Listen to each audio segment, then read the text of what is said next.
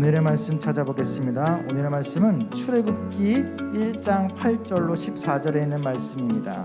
다 함께 천천히 봉독하도록 하겠습니다. 요셉을 알지 못하는 새 왕이 일어나 애굽을 다스리더니 그가 그 백성에게 이르되 이 백성 이스라엘 자손이 우리보다 많고 강하도다. 자, 우리가 그들에 대하여 지혜롭게 하자. 두렵건대 그들이 더 많게 되면 전쟁이 일어날 때에 우리 대적과 합하여 우리와 싸우고 이 땅에서 나갈까 하노라 하고, 감독들을 그들 위에 세우고 그들에게 무거운 짐을 지워 괴롭게 하여 그들에게 바로를 위하여 굳고 성 비돔과 라암셋을 건축하게 하니라. 그러나 학대를 받을수록 더욱 번성하여 퍼져나가니 애굽 사람이 이스라엘 자손으로 말미암아 근심하여 이스라엘 자손에게 이를 엄하게 시켜 어려운 노동으로 그들의 생활을 괴롭게 하니 곧 흙이기와 벽돌 굽기와 농사의 여러 가지 일이라. 그 시키는 일이 모두 엄하였더라. 아멘. 이는 생명의 말씀입니다. 하나님 감사합니다.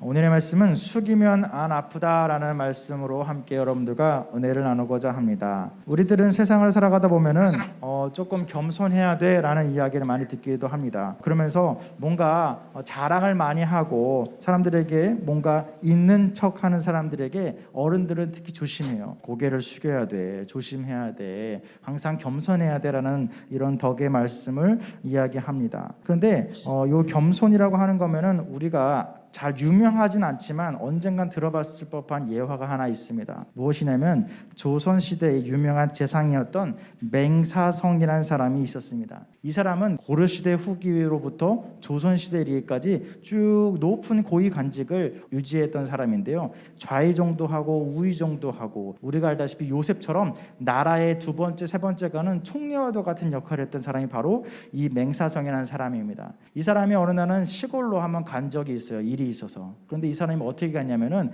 다른 사람들은 요셉과 같이 마차를 타고 하인들을 거느리고 세상을 돌아다녔는데 이 맹사성이라는 사람은 소를 타고 흰색 옷을 입고 혼자 다니는 것이에요. 그랬더니 사람들이 처음에는 이상한 노인네가 왔는 줄 알고 여기 귀한 사람이 올 거니까 저리 가라고 하더니 난 일이 있어 간다라고 해서 결국은 말이 안 되는다고 해서 마을 사또에게 끌려가는데 그 사람이 바로 귀한 맹사성이었던 것을 알고 깜짝 놀랐던 이야기가 우리의 예화로 내려오고 있습니다. 그런데 이 맹사성이라는 사람이 처음부터 이렇게 겸손하고 소박한 사람은 아니었다고 해요. 이 사람이 젊었을 때 20살, 만 19세에 18세의 나이에 장원 급제를 하게 됩니다. 그리고서는 이 맹사성이 마을에서 가장 유명하다는 사람을 찾아갔어요. 어떻게 하면 내가 겸손하게 살 수 있습니까? 높은 고위직을 잘 수행할 수 있겠습니까? 라는 질문을 했더니 그 사람이 이렇게 보여주는 거예요. 찻잔을 하나 갖다 놓더니 찻잔에 물을 계속 들이붓는 거예요. 왜 그러십니까? 그랬더니 이 찻잔이 넘치면 어떻게 되겠냐? 바닥이 더러워지지 않겠습니까? 라고 하면서 오히려 사람에게는 감당하지 못할 지식과 지혜는 그것은 바닥을 더럽히는 찻잔과 같이 우리들의 삶을 더럽힐 수 있다. 그래서 결국은 내가 감당할 만큼의 지혜와 지식을 누리며 살고 그걸 사람들에게 이야기해야지 그것이 내 인품에 맞는, 내 격식에 맞는 그런 모습이다라고 하는 것을 통해서 아무리 똑똑한 지혜도 나에게 유익이 되지 않으면 잠시 내려놓을 수 있는 지혜를 오늘의 이야기를 통해서 저는 보게 되었습니다. 마찬가지로 이렇게 맹사성이라는 이 조선시대의 사람뿐만 아니라 우리들도 우리의 삶이 똑같습니다. 아직 우리는 학생이고 젊은 나이고 청춘이기 때문에 뭔가 있는 것을 자랑하고 싶고 뽐내고 싶고 높아지려고 하는 것은 당연한 것입니다. 그러나 중요한 것은 무엇이냐? 우리가 높아지려 할수록 누군가는 우리를 누르려고 하는 것이 세상의 법칙이기에 우리가 뭔가 아프지 않기 위해서 세상을 지혜롭게 살기 위해서는 어떻게 하냐? 때로는 사람들에게 숙이면은 아프지 않을 거라는 것이 오늘의 예화 가운데 이야기입니다. 그렇게 우리도 때로는 모든 사람에게 굽신거리며 살라는 이야기가 아니에요. 우리가 사람들에게 대할 때에 내가 이미 많은 것을 갖고 있지만 많은 것을 내려놓을 수 있는 넉넉함을 갖고 세상을 살아갈 때에 사람들에게 도움을 줄 수 있고 사람들에게 모범이 될 수 있는 그런 겸손한 사람이 되어야 된다는 것이 여러분들 꼭 기억했으면 좋겠습니다. 그러면서 오늘의 출애굽기에 나오는 말씀을 한번 보도록 할게요. 출애굽기 1장 10절에 뭐라고 되어 있냐면 그들에게 대하여 지혜롭게 하자 두렵건대 우리 대적과 합하여 우리와 싸우고 이 땅에서 나갈까 하노라 라는 말이 나와 있습니다. 이것은 누가 이야기한 것이면 당시에 애굽이라고 하는 나라의 왕 바로라고 하는 이 왕이 이야기한 것이에요. 그 출애굽기 1장 10절에는 말씀에서 지혜롭게 하자라고 하면서 우리가 두렵다, 그들이 우리와 싸울까 두렵다라는 이 바로의 본 마음이 오늘의 말씀 가운데 들어져 있어요. 그래서 지혜롭게 이 바로 왕은 어떻게 했느냐, 많은 이스라엘 사람들이 너무나도 많이 늘어나게 된 것이에요. 그러자 두려운 거예요. 그래서 어떻게 했냐, 많은 사람들을 힘들게 하면 되겠구나. 사람의 머리를 쓴 거죠. 저 사람을 괴롭히면은 더 인원이 많이 안 늘어나겠구나. 내가 저 사람을 노예를 만들면은 내 부하가 되겠구나. 내가 좌지우지할 수 있는 사람이 되겠구나라는 인간적인 생각으로 바로는 사람들을 탄압했다고 해요.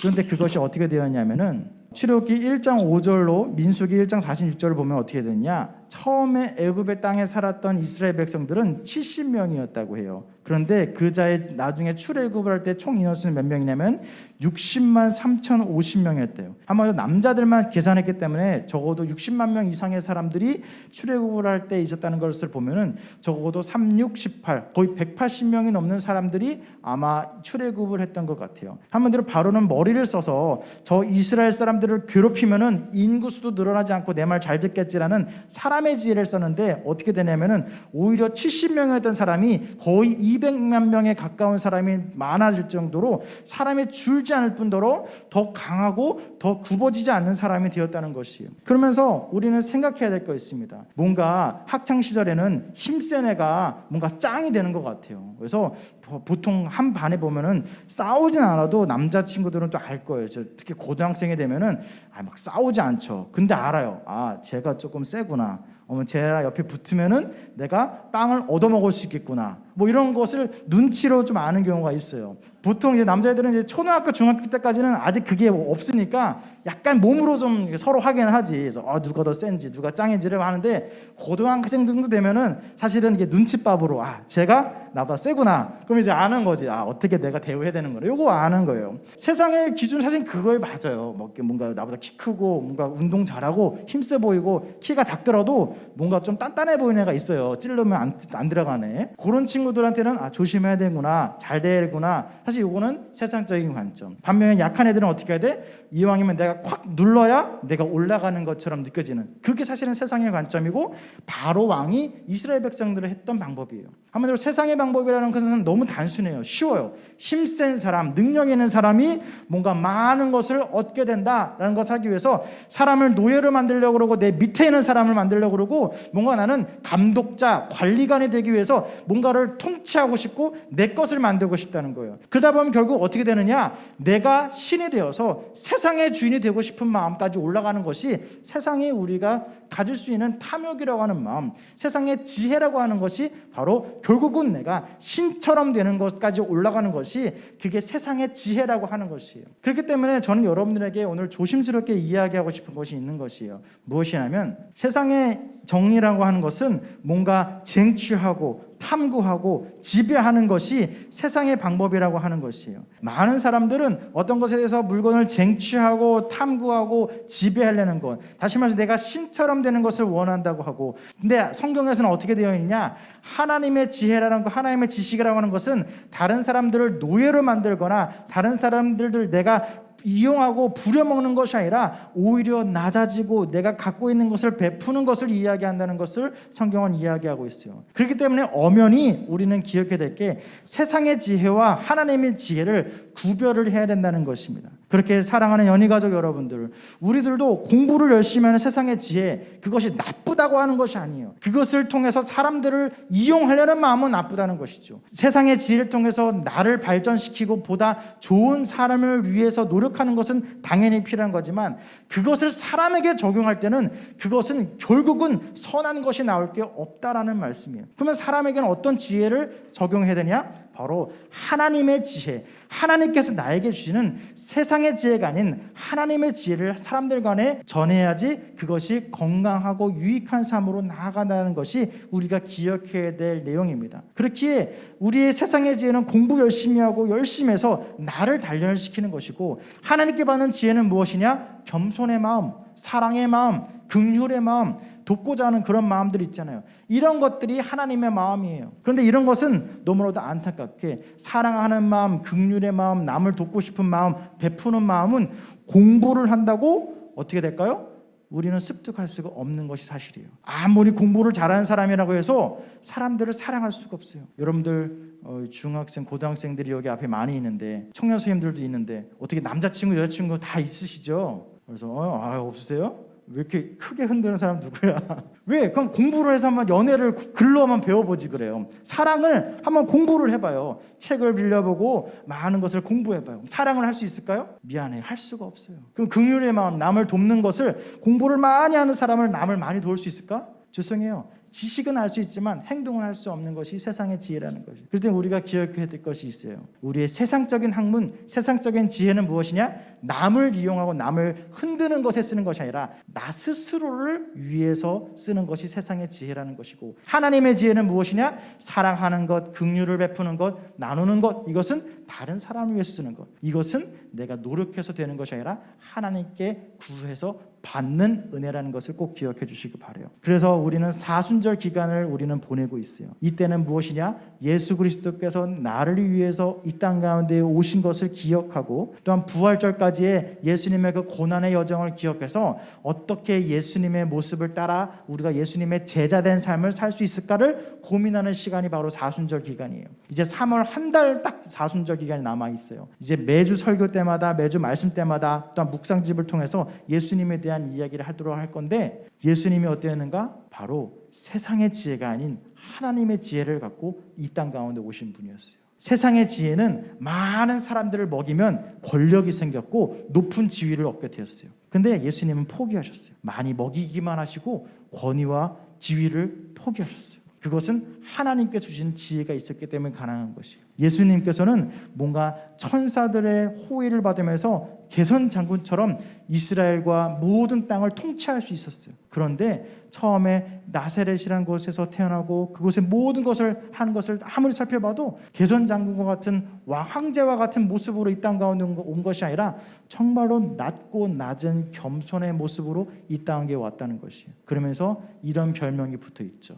겸손의 왕 예수 그리스도. 가장 높은 곳에 있어도 될 그분이 가장 낮은 곳에서 사람들을 사랑하고 사람들을 도왔다는 것입니다. 그렇게 우리가 사순절을 살아가는 우리들이 지켜야 될 것, 기억해야 될 것이 무엇이냐? 내가 노력하는 나의 세상적인 지혜는 사람들은 다른 사람을 위한 것이 아니라 나를 연단시키고 나를 더 나은 사람을 만들어주는 것이라는 걸 꼭 기억하고, 하나님께서 나에게 주시는 그 지혜를 간구하는 것은 무엇이냐? 그것은 다른 사람을 사랑하고 다른 사람을 섬기고 겸손한 마음으로 세상을 살아가는 것을 우리는 이번 한 주간 노력하고 기억해야 된다는 것을 기억하시기 바랍니다. 그렇게 우리는 두 가지를 꼭 한번 기억합시다. 따라해 봅시다. 하나님을 두려워하자. 바로왕이 하나님을 두려워하지 않은 이유는 딱 한 가지입니다. 내가 신이기 때문에, 내가 세상의 통치자이기 때문에, 내가 세상의 기준, 룰러이기 때문에. 바로왕은 하나님을 믿을 수가 없어요. 그런데 우리는 알고 있어요. 나보다 강한 이 땅에 많은 사람이 있는 것뿐만 아니라 하나님이 나보다 강하신 분뿐만 아니라 하나님이 나의 통치자이시며 하나님이 나의 주권자라는 것을 우리는 기억해야 됩니다. 두 번째를 기억합시다. 따라합시다. 지혜를 간구하자. 이거는 학생이기 때문에 공부를 위한 지혜 꼭 간구해야 돼요. 공부가 그저 내 노력으로만 되는 것 같죠? 그게 머리가 좀 돌아가야 공부가 됩니다. 책상에만 앉아있다고 공부가 되는 건 아니에요. 자꾸 딴 생각만 되고 머리가 똑같이 남들은 30분에 100단어 외우는데 30분에 100단어 좀 힘들구나. 3시간에 100단어 외우는데 나는 10시간에 100단어는커녕 10개도 못 외우는 사람이 있어요. 그런데 그것은 어떻게 되냐? 하나님께 구하면 받을 수 있는 지혜예요. 세상의 지혜. 다만 우리가 또한 간구해야 될 것은 무엇이냐? 나를 위한 지혜뿐만 아니라 하나님께서 나에게 주신 세상을 살아갈 수 있는 그 지혜. 남을 사랑하고 겸손한 마음, 베푸는 마음, 낮아지는 마음, 그런 마음을 하나님께 간구하는 그런 지혜를 원하는 여러분들 되었으면 좋겠어요. 그래서 이번 한 주를 살아가는 우리들이 하나님을 두려워하고 또한 하나님께 지혜를 간구하고 은혜를 간구하는 그러한 주님의 자녀된 삶을 살아가는 우리들이 되었으면 좋겠습니다. 그렇게 숙이면 아프지 않는다. 겸손하면 다른 사람들에게 낮아질 것 같고 뭔가 도태될 것 같고 뭔가 패배자가 될 것 같지만 예수님께서 보여준 모습을 통해서 우리는 알고 있어요. 결국은 숙이는 자가 승리한다. 결국은 겸손한 자가 이긴다 라는 것을 예수님을 통해서 우리는 보고 들었고 배웠기 때문에 이번 한 주를 살아갈 때에도 언제나 내가 꼿꼿한 뭐를 통해서 싸우려고만 되면은 결국은 피 터질 수밖에 없어요. 때로는 다른 사람들에게 내가 낮아지는 마음으로 섬기는 마음을 통해서 다치지 아니하고 지혜롭게 세상을 살아가는 여러분 되었으면 좋겠습니다.